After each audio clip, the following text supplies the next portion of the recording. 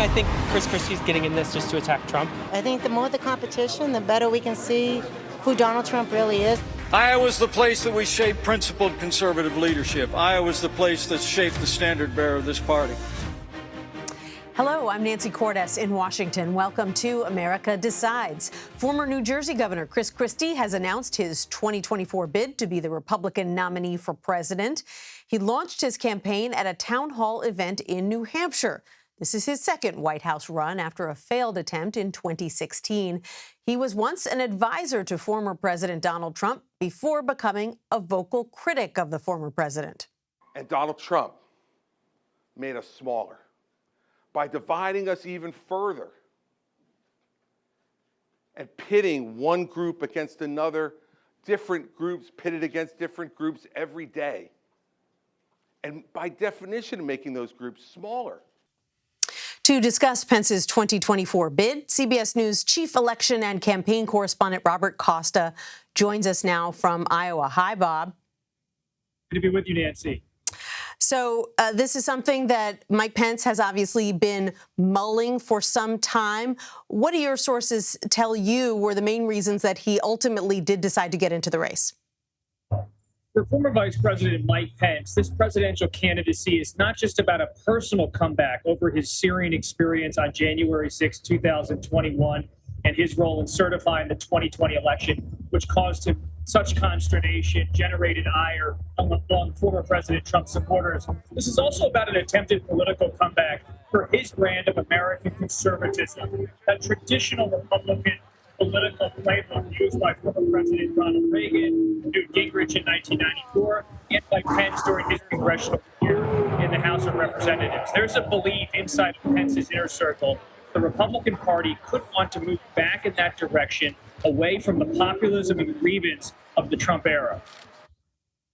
What do they think, Bob, is the realistic path for Mike Pence to the nomination? Obviously, he would want to go after fans of the Trump-Pence presidency, and yet ostensibly Mr. Trump would still appear to have most of those voters locked up. And he's been making the case loudly ever since he lost that part of the reason he lost is that Mike Pence wouldn't do what he wanted Pence to do on January 6th.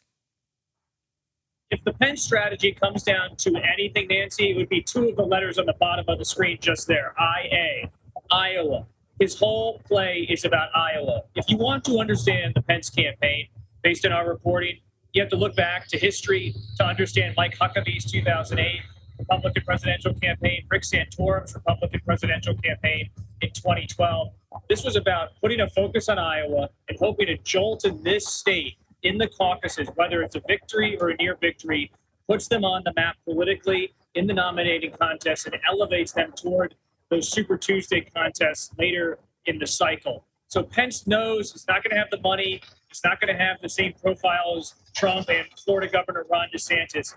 But he also believes, I'm told, that Trump and DeSantis might end up taking each other out politically, going after each other with political warfare day in, day out.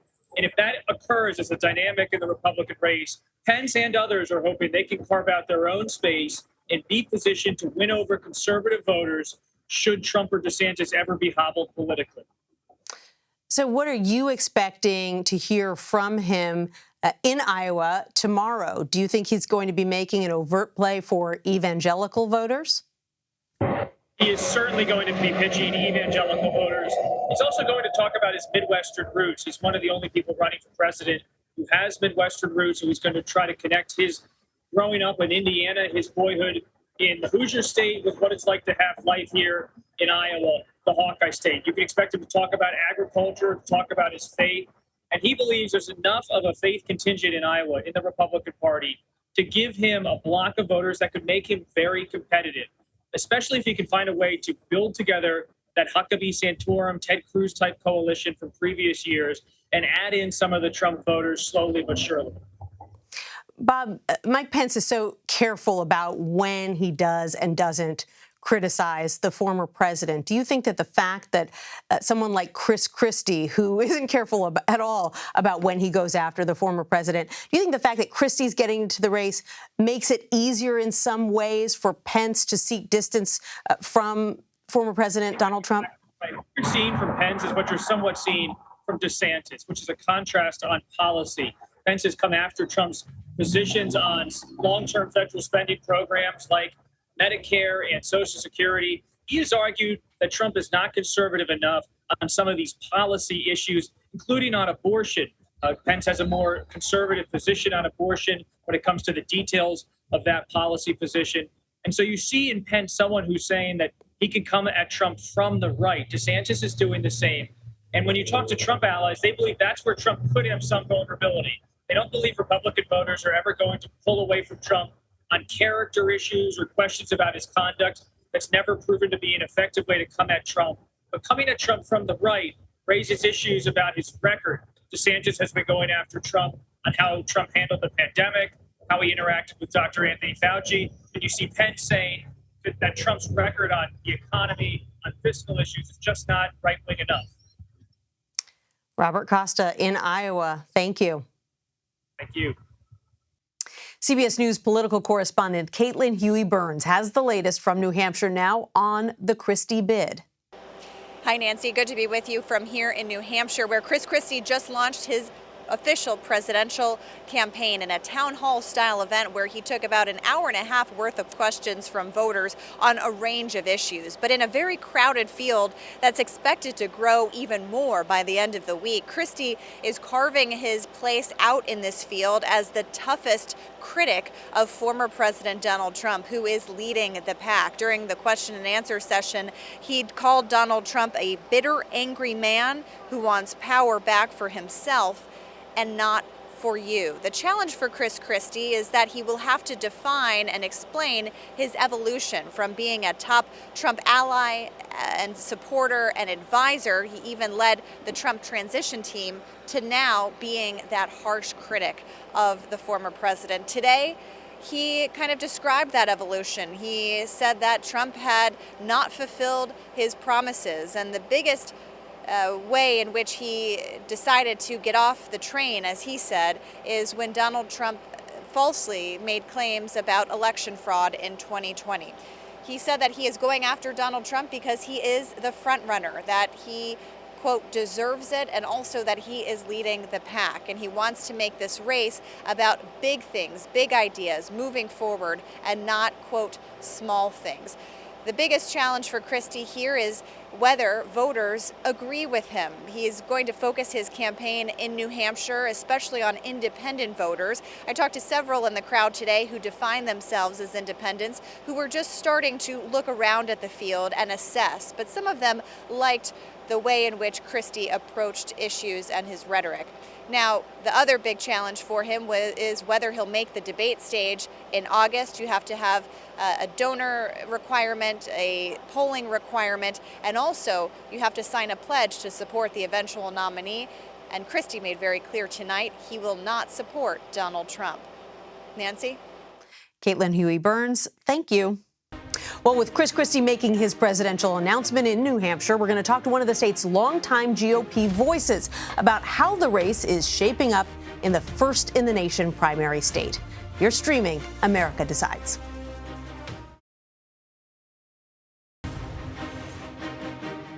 Welcome back to America Decides. As we reported, the 2024 Republican field for president continues to grow.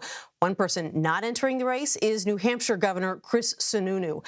For more on the GOP fight for the pivotal Granite State, Jennifer Horn joins us now. She is a senior fellow at the University of Chicago and previously served as the chair of New Hampshire's Republican Party. Jennifer, welcome. Thanks for being with us. Your state is at the center of the political world this week with Chris Christie announcing his candidacy there. He placed sixth, though, in 2016 in New Hampshire, and then he dropped out shortly thereafter. So is there any sign that this time will be different? Right. Well, you know, any election that includes Donald Trump is just so unpredictable. You just can't compare it to any kind of traditional race, you know? So normally you might look at it and say, well, this, you know, Chris Christie has run before, and the folks in New Hampshire, chose not to elect him, chose not to, choose him up near the top of the list. So, how is this time different? Well, what's different this time is January 6th, federal indictments potentially, all sorts of corruption and perfect phone calls that weren't so perfect. There's a lot about this cycle that's different and unique again, just like every other time Trump is involved in a race. So what I think that Governor Christie has going in his favor in New Hampshire is that he has had an entire statewide operation there in the past. They aren't all going to come out and say we're with Chris Christie on day one. We see that he's polling at 1% right now. But some of those folks who were with him back in 2016 will be with him again, and he'll have something he can build on at least. Does the fact that New Hampshire's governor revealed yesterday that he is not going to run clear the way for someone like Chris Christie? And why do you think that Chris Sununu ultimately decided not to run when everyone else seems to be making the opposite choice? Well, I think that Governor Sununu made a smart choice here. He talked about wanting there to be a kind of a clear path to be able to defeat Donald Trump. And what we saw in 2016, what really gave Trump the advantage at that time was less, his personality and his, bombastic nature, and more the fact that there were 16 or 17 people in the race. He was able to win several states with about 30% of the vote. So the more the race is, the more crowded the race is, the more that's an advantage for Donald Trump. And I think that Governor Sununu understood that, and that, he doesn't want to see Donald Trump become the nominee. And so, for somebody like Chris Christie, though, he's kind of in a unique position, can sort of create his own lane. We have all these candidates who are afraid to talk against Donald Trump, to stand up to him, to really, be aggressive and assertive. And then we've got this one candidate, DeSantis, who is trying to be Donald Trump. So there kind of might be a lane there for someone like Chris Christie, who's aggressive and assertive and unafraid to attack Donald Trump, head on, and kind of see where it takes you. I'm not suggesting I think that Christie's going to be the nominee, but I think that he's in, compared to all the other candidates, he's in kind of a unique position. So it will be interesting to see how it unfolds. Is Sununu's decision a sign that moderates are starting to conclude that Donald Trump is essentially unbeatable? And what do you think that his decision is going to mean for someone like a Virginia Governor Glenn Youngkin, who's still mulling a late entrance into the race? Well, the polls would certainly suggest that Republican primary voters, don't have any interest in a moderate or a reasonable voice. Or, look at Nikki Haley and Tim Scott. They're both trying to be positive and upbeat and, bring a more, a more positive outlook to their campaign messaging. And they're both stuck in single digits as well. When you have a candidate like Donald Trump polling nationally over 50%, it's not enough to say, hey, I think I could be a good president. You have to be willing to really fight and say why this other guy is not. As long as the candidates are afraid to confront Trump, he's the guy. It's going to go to him no matter what. Right. And yet New Hampshire is in such a unique position because it's the first in the nation state primary for Republicans. And Chris Sununu, while he is moderate, he's quite popular in New Hampshire. Right. So what kind of weight would his endorsement have in that pivotal state? And who do you think he might back? He's very influential with Republican voters in the state of New Hampshire. There's no question about that. And his endorsement will be very valuable. I wouldn't dream of trying to guess what his plans are for the future. And frankly, he may not have a thought yet about who he would endorse. Republicans like Chris are in kind of a tough situation. You never want to endorse somebody that isn't going to win strategically. On the other hand, he's certainly not going to endorse Donald Trump or Ron DeSantis. So, or at least I wouldn't think that he would endorse Ron DeSantis. He's just not enough different from Trump. Normally, I would expect him to endorse somebody like a Tim Scott or a Nikki Haley. I'm not sure, what he'll do, though, in this cycle. It's all very It's all very unusual again. It is quite unusual. You know, you talked about how Chris Christie is so much more comfortable than a lot of the other GOP candidates when it comes to going after former President Donald Trump. Right. Most of them are choosing instead to go after the current president, Joe Biden. Let's take a listen. Right. Our leaders are failing us, and no one embodies that failure more than Joe Biden. Our nation, our values, and our people are strong, but our president is weak. Our great American comeback starts by sending Joe Biden back to his basement in Delaware. Jennifer, do you think that GOP voters are ultimately going to be judging these candidates based on how hard they're willing to go after Joe Biden? No, I really don't. I mean, primary voters always want to know that you're able to go after your opponent. And of course, Republican primary voters want to hear you beat up the Democrats and the other way around as well. But again, in order to get there, you've got to defeat the guy who's got the, 20 or 30 point lead in the primary race. So I'm certain that primary voters love to hear this rhetoric from their candidates.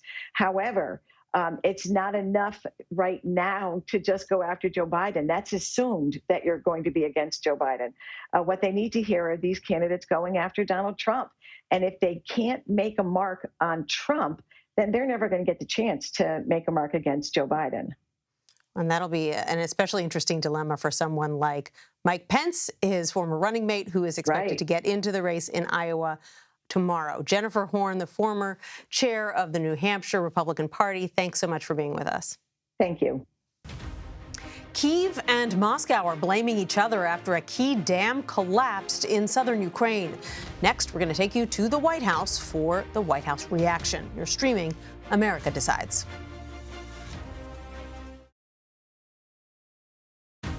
On a recent trip to a U.S. training post in a free Germany, I met brave young men and women from Ukraine who were learning how to fight for their lives and for their country. And today, I am more determined than ever to stand by them for as long as it takes. Welcome back to America Decides. That was Defense Secretary Lloyd Austin in Normandy, France, commemorating the 79th anniversary of D-Day. He connected the fight for freedom then to the ongoing war in Ukraine. Meanwhile, Kyiv and Moscow are trading blame for an attack on a key dam in Russian-occupied southern Ukraine. Here was National Security Council Coordinator John Kirby on the matter. We've been closely monitoring the impacts of that destruction, which has triggered massive flooding in Ukraine and resulted in the evacuation of, at the very least, thousands of Ukrainians. We know there are casualties, including likely many deaths. CBS News senior White House and political correspondent Ed O'Keefe joins us now. Hi, Ed. So what is the White House saying about who was responsible for the attack on this dam? They're not saying much yet, Nancy, as they continue to assess whether or not it was the Russians who blew up a dam that they've taken control of, or whether it was the Ukrainians, as the Russians allege.